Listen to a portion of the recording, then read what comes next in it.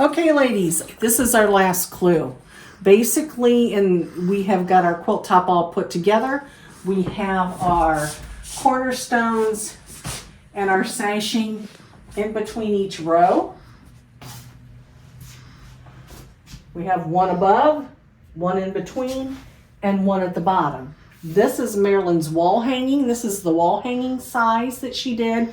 I love the batiks. I'm a batik freak anyway, but I love how the colors turned out in the batiks. It's gorgeous. So that is what the wall hanging size looks like. It's 3 blocks across, 3 blocks down. Are you going to put a border on it? I haven't decided yet.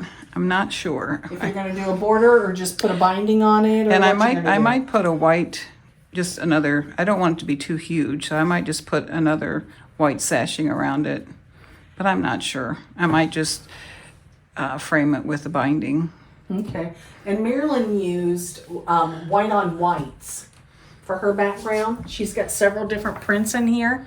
There's plus signs, there's little arrows, flowers. So she just used a bunch of different white on white prints with those batiks. It really looks nice. This is what the large quilt will look like. There's your blocks, 4 across, 5 down, your cornerstones and your sashing between each row. Now at this point you can decide what you want to do. If you want it bigger, like I said before, you do have enough print and white strips left that you could make it 5 across and 5 down. So you could do that. You could put an inside border on this if you'd like. Mine, hang on here. Reach here, this blue. So I am going to put a 2.5 or 3 inch inner border on mine, and then I think I have 2 yards maybe of a border print, which is, I think it's that. yeah, it's this one. Yeah, it's this. I have about 2 yards of that for the border all the way around the quilt, because my goal is I do big quilts for beds. So, and if I want to gift this to somebody, I want it to be a good size queen.